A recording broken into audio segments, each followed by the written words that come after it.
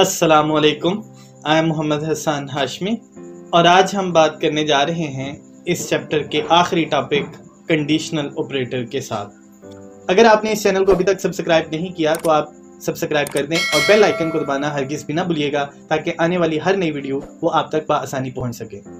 Conditional operator की अगर हम बात करें तो it is a decision making structure. हम सिंपली इसे एक डिसीजन मेकिंग स्ट्रक्चर के नाम से भी रिप्रेजेंट करते हैं। It can be used in place of if else structure. याद रखिएगा ये इफ एल्स का अल्टरनेट है और हम उसके मुतबादल के तौर पे भी इसको इस्तेमाल कर सकते हैं। It is also called ternary operator as it uses 3 operands. इसमें बाय डिफ़ॉल्ट हम 3 ऑपरेंट्स के ज़रिए से कोई भी ऑपरेशन एग्जीक्यूट कर सकते हैं। सो सिंपली हम इसे टर्नरी ऑपरेटर के नाम से भी रिप्रेजेंट करते हैं। अगर हम जनरल सिंटैक्स की बात करें तो स्क्रीन के ऊपर आपको जनरल सिंटैक्स इसका लिखा हुआ नज़र आ रहा है। सबसे पहले इसमें हमने कंडीशन को इम्प्लीमेंट करना होता है, फिर उसके बाद हमने यहाँ पे क्वेश्चन मार्क को इम्प्लीमेंट करना होता है। याद रखिएगा क्वेश्चन मार्क कंडीशनल ऑपरेटर का सबसे अहम हिस्सा होता है। उसके बाद हमने ट्रू केस जो स्टेटमेंट होती है उसको लिखना होता है, फिर कॉलन साइन लगाना होता है और फिर जो फॉल्स केस स्टेटमेंट होती है उसको लिखने के बाद हमने सेमी कॉलन लगा देना होता है। एग्जाम्पल के तौर पे भी आपको स्क्रीन पे एक स्ट्रक्चर नज़र आ रहा है जिसमें हमने कंडीशन इम्प्लीमेंट की x equals a is greater than 50। अब उसके बाद हमने क्वेश्चन मार्क जिसे हम कंडीशनल ऑपरेटर कहते हैं वो यहाँ पे इम्प्लीमेंट किया। नेक्स्ट हमने यहाँ पे केस फर्स्ट लिखा 1 कॉलन 0। अब सिंपली अगर हम इसको इफ एल्स के ज़रिए से ट्रांसलेट करने की कोशिश करें तो ये कुछ इस तरह होगा। If a is greater than 50 then the value of x equals 1 else the value of x equals 0। So simply ये एक कंडीशनल ऑपरेटर है जिसको हमने यहाँ पे अप्लाई किया और उसके मुताबिक हमने यहाँ पे जो रिजल्ट है उसको डिस्प्ले किया। अब हम चलते हैं इसकी प्रोग्रामिंग प्रैक्टिस की तरफ। प्रोग्राम है 11.23 और स्टेटमेंट है write a program that inputs 2 numbers and display which number is larger और greater using conditional operator. Basically हमने एक प्रोग्राम लिखना है जिसमें हमने यूजर से 2 नंबर हासिल करने हैं और डिस्प्ले करना है कि कौन सा नंबर लार्जर है, बड़ा है, और इस मकसद के लिए हमने कंडीशनल ऑपरेटर को यूज करना है। तो चलते हैं प्रोग्राम लिखने की जानब। सबसे पहले हमने लिखा hash include stdio.h। Next line में हमने लिखा हैश इंक्लूड conio.h। उससे आगे हम लिखते हैं मेन फंक्शन। उसके बाद कर्ली ब्रैकेट ओपन की, फिर हमने यहाँ पे 2 वेरिएबल बनाए इंट x और y। उसके बाद हमने यहाँ पे लिखा प्रिंट एफ एंटर 2 नंबर्स।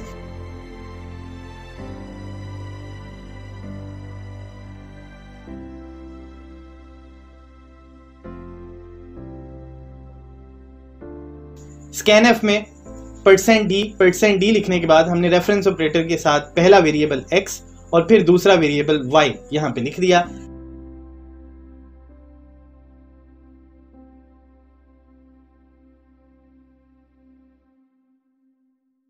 अब हम यहां पे कंडीशनल ऑपरेटर की स्टेटमेंट लिखते हैं। हम यहां पे लिखते हैं x is greater than y और उसके बाद कंडीशनल ऑपरेटर इंप्लीमेंट करते हैं। प्रिंट एफ के अंदर हमने लिखा %d इज लार्जर और यहाँ कामा साइन लगाने के बाद पहला वेरिएबल जो x है उसको लिख दिया।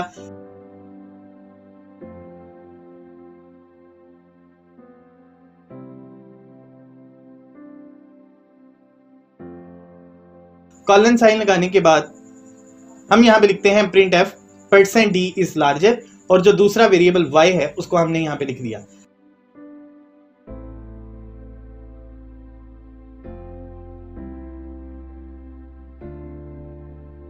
अब उसके बाद गेट ch का फंक्शन लगाने के बाद जब हम इस प्रोग्राम को रन करते हैं तो सबसे पहले स्टेटमेंट जो हमें स्क्रीन पे लिखी हुई नजर आएगी, लिखा होगा एंटर 2 नंबर्स। हम रेंडमली यहाँ पे 2 नंबर्स लिखते हैं। उसके बाद जो नंबर ग्रेटर होगा वो यहाँ पे आपको स्क्रीन के ऊपर नजर आ जाएगा। चलते हैं एक और प्रोग्रामिंग प्रैक्टिस की तरफ। ये प्रोग्राम है 11.24। स्टेटमेंट है write a program that inputs a number and displays whether it is divisible by 3 or not by using conditional operator। ये एक ऐसा प्रोग्राम है जनरली जिसके अंदर हमने यूजर से एक नंबर हासिल करना है और उसको डिस्प्ले करना है कि क्या ये नंबर 3 पे डिवाइड हो जाता है या नहीं। अगर तो नंबर 3 पे डिवाइड हो जाएगा तो मैसेज आ जाएगा डिविजिबल बाय 3 और अगर ये 3 पे डिवाइड नहीं होता तो मैसेज आ जाएगा नॉट डिविजिबल बाय 3। हम इस मकसद के लिए कंडीशनल ऑपरेटर ही को यूज करेंगे। मैं इसमें आपको इफ एल्स और कंडीशनल ऑपरेटर दोनों के जरिए से सेम रिजल्ट वो डिस्प्ले करूंगा। सबसे पहले हम लिखते हैं hash include stdio.h। Next line के अंदर हमने लिखा हैश इंक्लूड conio.h। उसके बाद अगली लाइन में हमने मेन फंक्शन लिखा। मेन फंक्शन लिखने के बाद कर्ली ब्रैकेट ओपन की। अब हम यहाँ पे एक वेरिएबल बनाते हैं। हमने यहाँ पे लिखा इंट n। अब उसके बाद हमने लिखा print F enter a number.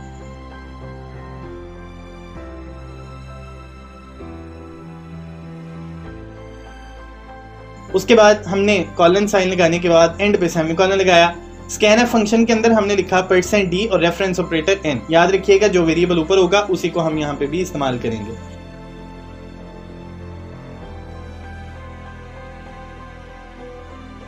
अब हम यहाँ पे कंडीशन इंप्लीमेंट करते हैं। हमने यहाँ पे लिखा n%3 = 0। उसके बाद हमने यहाँ पे क्वेश्चन मार्क लगाया। क्वेश्चन मार्क हमारे पास कंडीशनल ऑपरेटर है। प्रिंट एफ की स्टेटमेंट के अंदर हम लिखते हैं डिविजिबल बाय 3।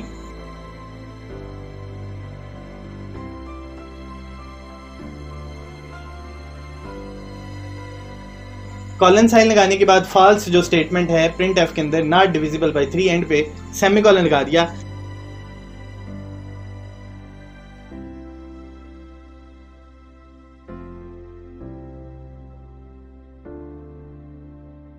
अब हम गेट ch का फंक्शन लिखने के बाद जब इस प्रोग्राम को रन करते हैं तो आप रेंडमली यहाँ पे कोई भी नंबर एंटर करेंगे और एंटर करने के बाद आप देखेंगे कि अगर वो नंबर 3 पे डिवाइड होने वाला हुआ तो मैसेज आ जाएगा डिविजिबल बाय 3, और अगर वो नंबर 3 पे डिवाइड होने वाला नहीं है तो इसका मतलब है मैसेज आ जाएगा नॉट डिविजिबल बाय 3। चूंकि ये नंबर 3 पे डिवाइड नहीं होता सो इसलिए मैसेज आ गया नॉट डिविजिबल बाय 3। अब हम इसी प्रोग्राम को इफ एल्स के जरिए से करने की कोशिश करते हैं। मैं ऊपर वाली जो स्टेटमेंट्स हैं उनको कमेंट डिक्लेयर कर दूंगा और नीचे जो स्ट्रक्चर में इफ एल्स का लिखूंगा इसको मैं आपको सेम पैटर्न के जरिए से करके दिखाता हूं। हमने यहाँ पे लिखा इफ n%3 = 0।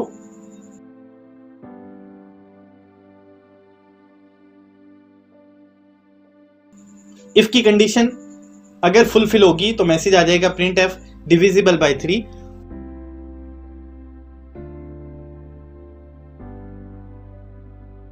और अगर कंडीशन फुलफिल नहीं होगी तो कंट्राडिक्शन एल्स पोर्शन के अंदर हम लिख देते हैं नॉट डिविजिबल बाय 3।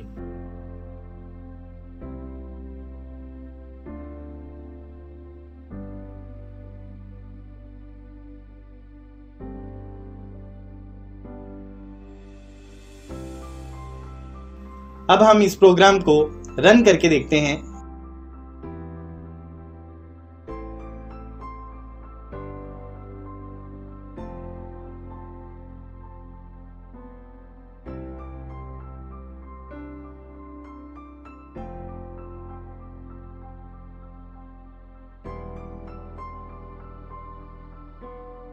जब हमने इस प्रोग्राम को रन किया सेम इनपुट हमने यहाँ पे भी एंटर की तो आप देख रहे हैं कि यहाँ पे भी मैसेज हमारे पास वही आया जो कंडीशनल ऑपरेटर के साथ आया था। हमने चैप्टर नंबर 11 के अंदर सबसे पहले बात की थी डिसीजन कंस्ट्रक्ट की, फिर हमने कंट्रोल स्ट्रक्चर के ऊपर बात की थी, फिर हमने जो कंट्रोल स्ट्रक्चर्स थे सीक्वेंस, सिलेक्शन और इटरेशन उनको देखा था। फिर हमने बात की थी सिलेक्शन स्ट्रक्चर के अंदर सबसे पहले इफ स्ट्रक्चर की, हमने उसमें बात की थी ये वन वे कंडीशन होती है। अगर कंडीशन ट्रू हो जाए तो रिजल्ट डिस्प्ले होता है, अगर कंडीशन फॉल्स हो जाए तो रिजल्ट डिस्प्ले नहीं होता। फिर उसके बाद हमने इफ एल्स स्ट्रक्चर की बात की थी। इसमें हमारे पास कंडीशन और कंट्राडिक्शन दोनों चीज़ें आ जाती हैं। अगर तो कंडीशन ट्रू होती है तो उसके रेलिवेंट जो स्टेटमेंट्स होती हैं वो चलती हैं, और अगर कंडीशन फॉल्स हो जाती है तो उसके अकॉर्डिंग जो स्टेटमेंट्स लिखी होती हैं वो चलती हैं। इसके बाद हमने बात की थी इफ एल्स इफ की। हमारे पास यहाँ पे साइमल्टेनियसली मल्टीपल कंडीशंस मौजूद होती हैं बट एक वक्त में सिर्फ एक ही कंडीशन वो रन करती है। अगर कंडीशंस फॉल्स हो जाएं तो फिर हम एल्स पोर्शन की तरफ, जिसको हम कंट्राडिक्शन कहते हैं, उसकी तरफ चले जाते हैं। अब हमारे पास इसका जनरल सिंटैक्स अगर आप प्रीवियस लेक्चर सुने तो वहाँ से आपको देखने को मिलेगा। हम पहले एक कंडीशन इफ के अंदर लिखते हैं, अगर वो फुलफिल हो जाती है तो ठीक, नहीं तो एल्स इफ में चले जाते हैं। एल्स इफ में मल्टीपल कंडीशंस हम लिख सकते हैं और एंड पे जब सारी कंडीशंस फॉल्स हो जाती हैं तो हम एल्स के अंदर मैसेज को शो करवा देते हैं। फिर उसके बाद हमने बात की थी नेस्टेड इफ स्ट्रक्चर की। हम सिंपली से इफ़ इन इफ़ स्टेटमेंट के नाम से भी रिप्रेजेंट करते हैं, जिसमें हमारे पास मल्टीपल इफ़ स्टेटमेंट्स के अंदर मौजूद होती हैं। सो हम इसे नेस्टेड इफ़ स्ट्रक्चर के नाम से रिप्रेजेंट करते हैं। हमने डिटेल में इसके ऊपर डिस्कशन की थी। उसके बाद हमने बात की थी स्विच स्टेटमेंट की। स्विच स्टेटमेंट बेसिकली अल्टरनेट होता है नेस्टेड इफ एल्स का। सो हमने इसके ऊपर भी काफ़ी हद तक बात की थी और एग्जाम्पल्स के ज़रिए से इसको समझने की कोशिश की थी। आज हमारा जो आखिरी टॉपिक था ये कंडीशनल ऑपरेटर था, जिसको हम सिंपली अल्टरनेट कहते हैं इफ एल्स का, और ये टर्नरी ऑपरेटर होता है जिसे हम अपनी रिक्वायरमेंट्स के मुताबिक इस्तेमाल कर सकते हैं। इस पूरे चैप्टर में अगर कोई भी चीज़ जिसकी आपको समझ नहीं आई और आप उसके हवाले से पूछना चाहते हैं तो आप कमेंट्स में भी मेरे साथ बातचीत कर सकते हैं। इसके अलावा आप ईमेल के ज़रिए से भी मुझे मैसेज सेंड कर सकते हैं ताकि मैं आप लोगों को उसका आंसर दे सकूं। याद रखिएगा ये चैप्टर सबसे अहम समझा जाने वाला चैप्टर है, इसलिए इसको लाजमी तौर पे रिव्यू करिएगा और इसमें से आप लोगों को पेपर में लॉन्ग क्वेश्चन भी आता है, इसलिए इस चैप्टर पे ज़्यादा फोकस करिएगा। अगर आपने इस चैनल को अभी तक सब्सक्राइब नहीं किया तो आप सब्सक्राइब कर दें और बेल आइकन को दबाना हरगिज़ भी ना भूलिएगा ताकि आने वाली हर नई वीडियो वो आप तक बआसानी पहुंच सके। इस उम्मीद और दुआ के साथ कि अल्लाह ताला आपको कामयाब करे। मुलाकात होगी इंशाल्लाह नेक्स्ट लेक्चर और नेक्स्ट चैप्टर के साथ। अल्लाह हाफिज़।